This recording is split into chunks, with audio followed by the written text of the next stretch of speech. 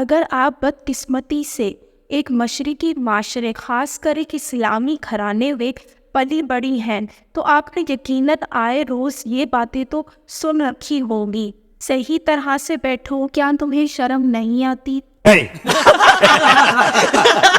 ایسے کپڑے نہیں پہنو، کیا تمہیں شرم نہیں آتی؟ یوں میں تو اللہ نے بہت شرم رکھی ہوتی ہے، تمہیں نہیں آتی؟ لڑکے تو تبھی پیچھے پڑتے ہیں جب لڑکیاں خود موقع دیں۔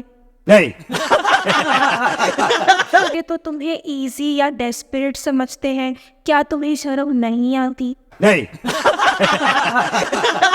کوئی بھی دوسرا انسان آپ کے متعلق یا آپ کی زندگی کے متعلق کیا رائے رکھتا ہے، اس کی کتنی اہمیت ہونی چاہیے؟ کیا ایک عورت کی زندگی کا انحصار اسی بات پر ہونا چاہیے کہ مرد اس کے بارے میں کیا خیال رکھتے ہیں، وہ اس کو اچھی عورت سمجھتے ہیں یا بری عورت سمجھتے ہیں؟ کیا ایک عورت کا اپنی زندگی پہ کوئی اختیار یا حق نہیں ہونا چاہیے؟ اس کو اپنی پوری زندگی یہی سوچ کر گزارنی چاہیے کہ مرد اس کے بارے میں کیسا سوچ رہے ہیں؟ کیا ایسا کرنا صحیح ہے یا سرے سے ایک حماقت ہے؟ ارے بھائی، اب ہم کیا کریں؟ آپ کا اگر 2 ٹکے کا معاشرہ اور 2 ٹکے کا مذہب، جس کا شاید کسی کو ٹکے کا بھی فائدہ آج تک نہیں ہوا ہے، عورتوں کو صرف سیکسول آبجیکٹ ہی سمجھتا آیا ہے، بھلے عورتوں کی سیکسولیٹی کے ڈر سے ان کی آئیڈینٹی اور ان کے وجود کو حجاب نامی تابو میں بند کر کے محض کرنا ہو، یا دنیا کے بعد جنت نامی نجمہ آپا کے کوٹھے پہ ملنے والی کنواری حور ہو، جس کی نت کی حفاظت کی ذمہ داری اس کے محرم مردوں نے نہیں بلکہ اللہ تعالیٰ نے خود لے رکھی ہے۔ پہلی بار بازار میں آئے میاں؟ ہاؤ خالہ، یہ فرسٹ ٹائم آئے ہیں؟ ایک ٹائم کے واسطے ہونا یا پوری رات کو رکتے تمہیں لوگ؟ ارے نہیں، ایسے ہی چاہے ہم۔ ارے ہولا کیا باغیچہ ہے جو گھومنے کو آئے میاں؟ ارے ایک سے ایک مسپوٹیاں ہیں، دل کھول کر باتیں کرو، جو مرضی آئے کرو میاں۔ ارے کہاں مر گئی سب کی سب؟ حلیم میاں گندے کے بکر، چلو رے پوٹیو، چلو فریدہ اور جلدی آؤ، چل اور شبانہ، اور چلو جلدی لائن میں چلو، لائن لگاؤ۔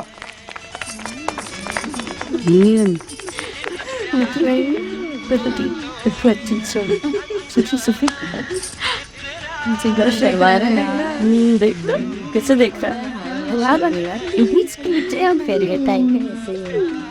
رہا آؤ، تو پہچانتا ان میں سے کون نئی ہے اور کون پرانی؟ آؤ شیکر، پوٹیوں کو غور سے دیکھ، کیسے کیسے انداز میں کھڑی ہیں۔ جا گزر بزر کرتے میاں، دلہن ڈھونڈنے کے واسطے آئے، ایک بار جا کر بیٹھ جا تو صحیح۔ یہ راجا، ہاں تمہیں کون سی ہونا؟ وہ لال والی۔ یہ راجا دوسری دیکھنا، وہ نیلی اسکرٹ۔ ادھر سے تیسری خالہ جی۔ اے رخسانہ ادھر آنا، دیکھ بچہ ہو گیا ہے دیوانہ، ذرا دھیرے سے آزمانا، ایسے ویسے نہیں بگانا، جا۔ اچھا بولتی خالہ، کافیہ بڑا درست ہے۔ شکریہ، جاؤ میاں جاؤ جاؤ۔ جا ڈر نکو، مزہ کر۔ داریائی تہران کی اسلامک آزاد یونیورسٹی کی فرینچ لٹریچر کی ایک اسٹوڈنٹ تھی۔ 2 نومبر 2024 کو ایران کی پیرا ملٹری بزیج فورسز نے آہو درائی کو اس کے کیمپس میں روکا، اس کو ہراس کیا حجاب صحیح سے نہ لینے پر، جس کے بعد آہو درائی نے احتجاجاً کپڑے اتار کر پروٹیسٹ کیا۔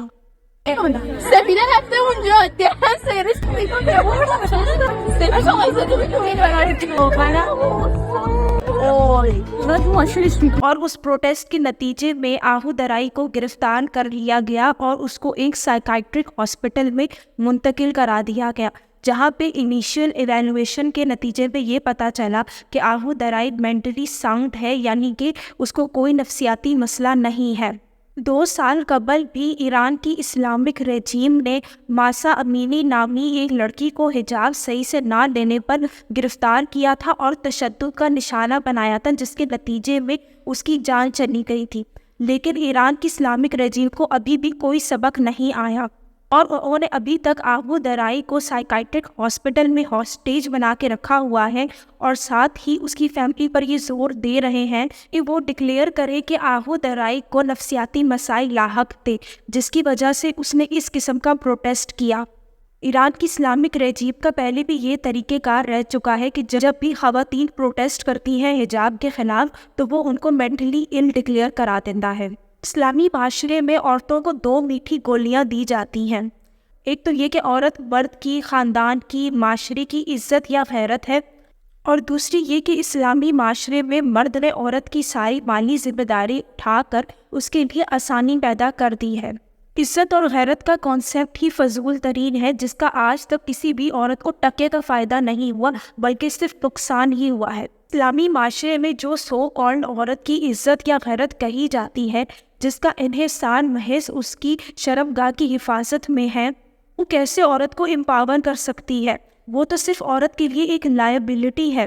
ایک ایسی عزت جس کا ہر دم لٹ جانے کا خدشہ ہو اور جس کی ہر دم حفاظت کرنی پڑے، وہ کسی بھی عورت کو کیسے امپاور کر سکتی ہے؟ اکیلے گھر سے باہر نہیں نکلو کیونکہ عزت کی حفاظت کرنی ہے، لڑکے دوست نہیں بناؤ کیونکہ عزت کی حفاظت کرنی ہے، چھوٹے کپڑے نہیں پہنو کیونکہ عزت بچانی ہے۔ تو یہ کیسی عزت ہے جس کی ہر دم حفاظت کرنی پڑتی ہے؟ یہ عزت آپ کو کیسے محفوظ رکھ سکتی ہے؟ اگر حجاب یا سو کالڈ غیرت کا کانسیپٹ عورت کی حفاظت کے لیے ہے تو اس کی ضرورت مغربی معاشرے میں کیوں نہیں ہے؟ مغربی معاشرے میں تو میں بکنی پہن کے بھی نکل سکتی ہوں، کوئی مجھ پہ بری نظر بھی نہیں ڈالے گا اور نہ ہی مجھے کسی قسم کی ہراسمنٹ کا خدشہ ہوگا۔ اگر آپ کے معاشرے میں عورت برقع پہن کے بھی نکل جائے تو تب بھی اس کو ہراسمنٹ کا سامنا کرنا ہی پڑتا ہے۔ اس کا کیا مطلب ہے؟ اس کا مطلب تو صرف یہی ہوا کہ آپ کا معاشرہ اور آپ کا مذہب ناکام ہو چکا ہے عورتوں کی حفاظت کرنے میں۔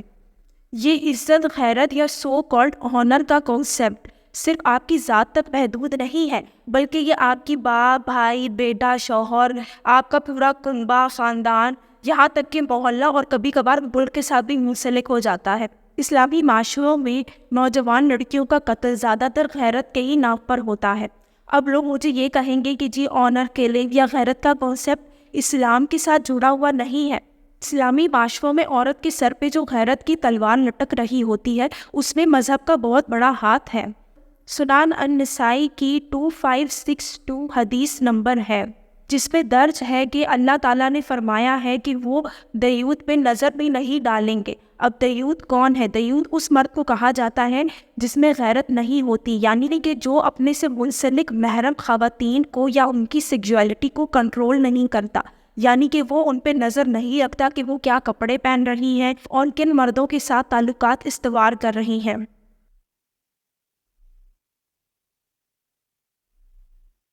اسی طرح سے اسلام کا یہ کانسیپٹ کہ ایک بے حیا عورت اپنے ساتھ 4 مردوں کو جہنم کی آگ میں جھونکے گی، جس میں اس کے باپ، بھائی، بیٹا اور شوہر شامل ہوں گے۔ اسی طرح سنن الترمذی کی حدیث ہے جس کے مطابق حضرت محمد نے فرمایا کہ اللہ تعالیٰ ایک بے حیا اور بے غیرت انسان کی نہ تو عبادات قبول کرے گا نہ ہی اس کے نیک اعمال کو قبول کرے گا۔ جب حضرت محمد سے دریافت ہوا کہ ایسا شخص کون ہوگا تو حضرت محمد نے فرمایا کہ یہ وہ شخص ہوگا جس کی عورت نامحرم مردوں سے ملتی ہو۔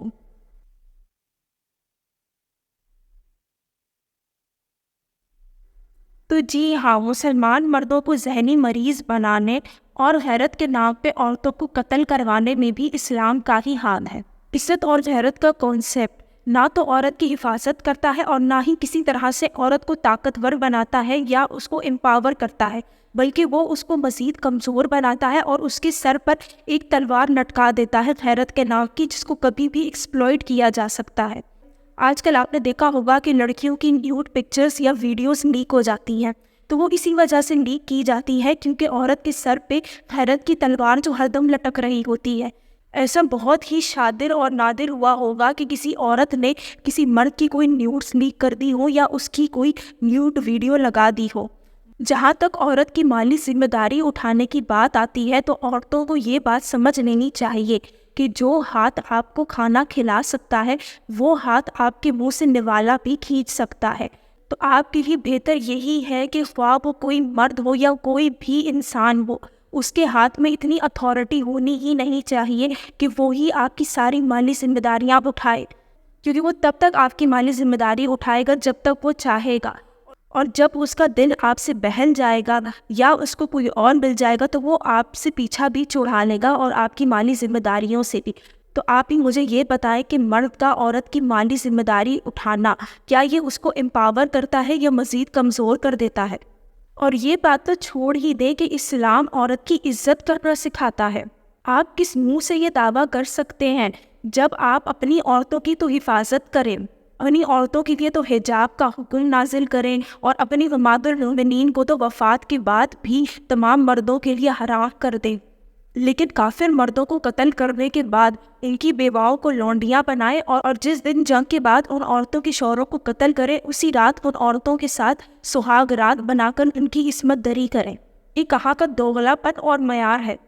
شاید اسی لیے اسلامی معاشرے میں جب لڑکیوں کی تربیت کی جاتی ہے تو ان کو یہ سکھایا جاتا ہے کہ بھائی تمہاری عزت تو صرف تمہارے محرم مرد ہی کرے گے، اس کے علاوہ ہر مرد تو تمہارا شکار کرے گا، کیونکہ 7ویں صدی میں بھی تو یہی ہوتا آیا تھا کہ اپنی عورتوں کی حفاظت کرو اور دوسری عورتوں کو نوچ کھاؤ لونڈیاں بنا کر۔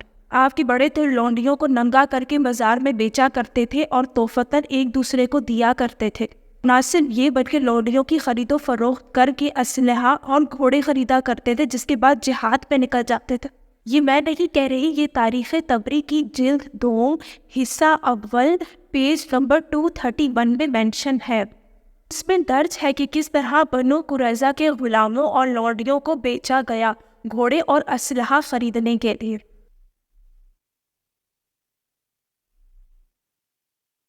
وہ کیا ہے نا، آج کل تو گردن بچا کے چلنا پڑتا ہے۔ ابھی تو شکر ہے 7ویں صدی نہیں ہے، ورنہ تو اور نہ جانے کیا کیا بچا کے چلنا پڑتا۔ ارے بھائی پکڑ کے لونڈیاں بنا لیتے تھے، کیا کرے، ان کا نام تو لے نہیں سکتے، سر تل سے جدا ہو جاتا ہے۔ ارے بھائی لوگ زندہ بھی جلا دیتے ہیں۔ تو چلے شارٹ فارم میں ہی بتا دیتے ہیں، لونڈی باز پہلے مالدار بیوہ، 9 سال کی بچی، لپالک بیٹے کی بیوی، اس کے علاوہ لونڈیاں جن کی عصمت دری کی گئی جیسے کہ ماریا، ریحانہ اور بے شمار۔ پہلے ان کی غربت کی تو وضاحت کر دے کہ ان کی عصمت دری کیوں کی گئی، پھر ہمیں بتائیے گا کہ آپ کا دین عورتوں کی کتنی عزت کرنا سکھاتا ہے۔